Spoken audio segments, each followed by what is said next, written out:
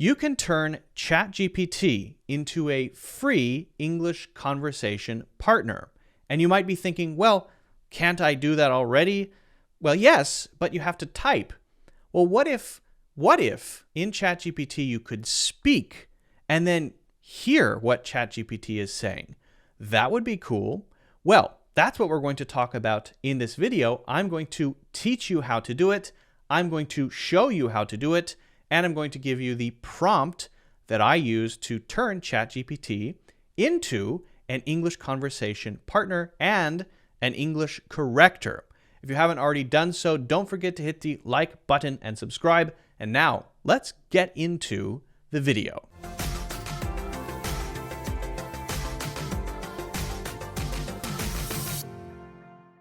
One of the issues with using ChatGPT to improve your English is it's hard to have that really conversational feeling, right? To feel like you're having a conversation with ChatGPT. And there are a few things we can do while we're waiting for, I think, a really polished version to come out. I'm going to show you here what I did to basically create a conversation partner so that you can actually practice speaking English. It's not perfect, but it's, I think, a good stopgap. And the nice thing about it is that you can make revisions as you want. And that's, I think, key. That's very important, okay? So I've downloaded a plugin, and the plugin here is called, I'll show you, and I'm not sponsored by them, so I don't really want to endorse them. I think it's a temporary thing. It's okay, it's not perfect. It's called Voice Control for ChatGPT, and it's in the Chrome extension plugin store. Plugin or extension, I get confused. Extension store, whatever, who cares? Anyway, once you do that, you then get this. So far it's been free. I haven't hit any paywalls yet. Who knows? And you can basically have someone to talk with. You can choose the voice that you want. And that's one step. Okay, so now if you wanted to, you could say anything in here and it would turn it into text. It doesn't do sentence breaks. So really good transcription will actually break the sentences down for you. And I'm sure we'll get there, but it's just a straight text, voice to text. But the next stage is you have to train it, right? So I'm going to include a prompt here. And this is a prompt that I've developed, not necessarily to have a teacher, but more of a conversation partner. But I don't just want a conversation partner. I want a partner who's going to sometimes give me feedback. And this can go as long as I want, and then you can just stop the conversation. But this is a good way to practice, to have spoken conversations. So I'll paste this in. Here's the prompt. Act as an English teacher and conversation partner, and ask me interesting questions on the topic of travel. Only ask one question at a time and then wait for my reply. After my reply, ask different questions within the topic. Don't only dive into one line of questioning. Keep the conversation dynamic and interesting. Throughout the conversation, provide specific corrections of my English grammar, phrasing, and vocabulary usage using the format, then colon, and then I have this format instead of ... You could say ... Okay, now, one thing to notice here on the topic of, so this is where you change the topic. I want to say on the topic of, instead, social media. All right, so I want to change the topic. This is where you have the chance to sort of put in your own topic. And then we could say, if you understand, say, I understand, and ask the first question. All right, so let's try it out. Let's see how it works. I've done quite a bit of testing with this on GPT-4, but currently I'm using GPT 3.5, and let's see what we get with GPT 3.5.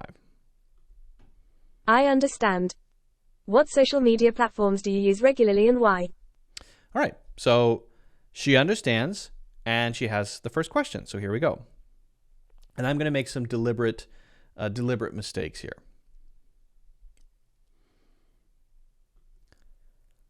I don't very like to use all the social media platform, especially the Facebook and the Twitter, because they making me feel depressing sometime. Usually I like to use the Discord and the YouTube. I thinking that the YouTube is very nice and good ways to communication and learn things. I don't know what that was. Great job. Right. Great job. Just a few corrections. Instead of I don't very like to use, you could say I don't like to use very many. Instead of the Facebook, you could say Facebook. Instead of they making me feel depressing, you could say they make me feel depressed. Instead of sometime, you could say sometimes. Instead of usually I like to use, you could say I usually like to use. Instead of the YouTube, you could say YouTube. Instead of I thinking, you could say I think.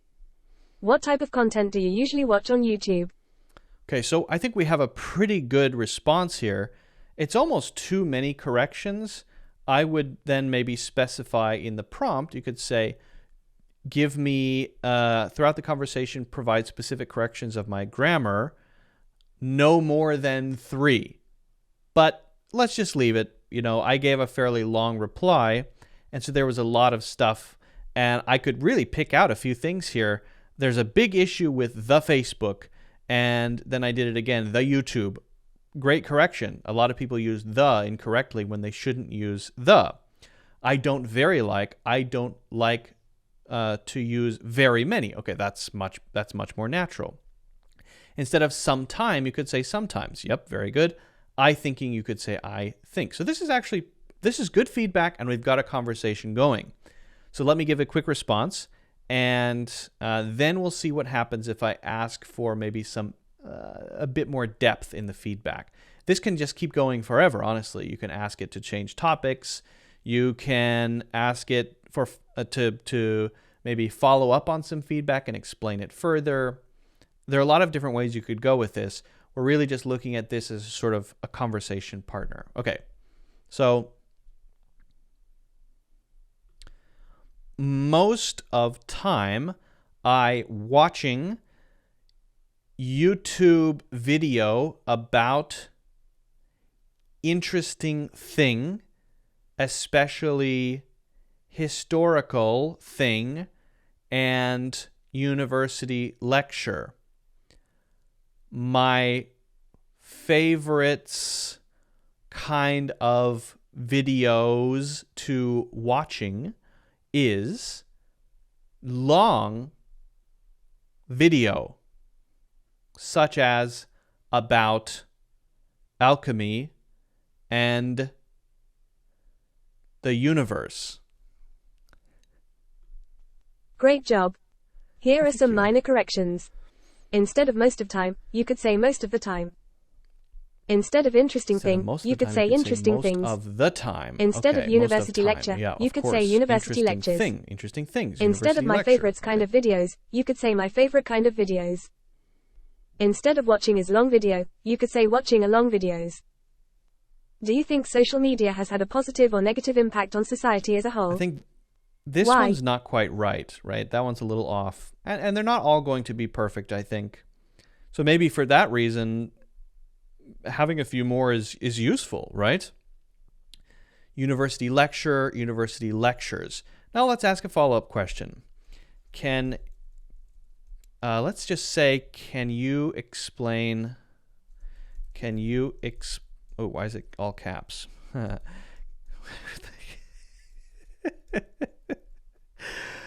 Can you explain why university lecture is incorrect? So we're asking a follow-up question here. I want to know. Oh. Let's try. What? Why? What? Regenerate response. There was an error. What's the error? It's not showing me. What? Okay, let me hit refresh here. I hope it doesn't make me redo the whole thing. Oh, okay, but I can go back to the chat. Okay. Can you please explain why university lecture is incorrect? Certainly. University lecture is not grammatically incorrect, but it is less commonly used than university lectures. Since we typically refer to lectures as a plural noun, it is more natural to say university lectures. Plural. However, if you were talking about a specific lecture at a specific university, it would be correct to say university lecture. Okay, so that's actually a great follow-up response to explain the issue is that I was saying it as a singular, but actually what I should have said is the plural lectures because I wasn't talking about a specific lecture. That's actually a great explanation, right? So I would encourage you to play with this. If you find another extension or plugin that works, that's fine. I don't think it matters so much as long as it works. But I think the key is to tune it so that you're able to have a conversation that flows, so that you can practice speaking and get feedback close to in real time. And in 6 months or a year, we're going to be able to have video conversations with an AI teacher one-to-one who can give us this kind of feedback for sure. But in the meantime, well, we have to kind of do it this way. Try it out. Let me know how it goes. Let me know if you discover any interesting ways to adjust or change the prompt to get interesting results, to get interesting feedback, to have more natural flowing conversations. Let me know how it goes. If you have any questions, let me know if you haven't done so already. Don't forget to hit the like button and subscribe. And also, get a free course, Natural English Conversations. That is in the links in the description.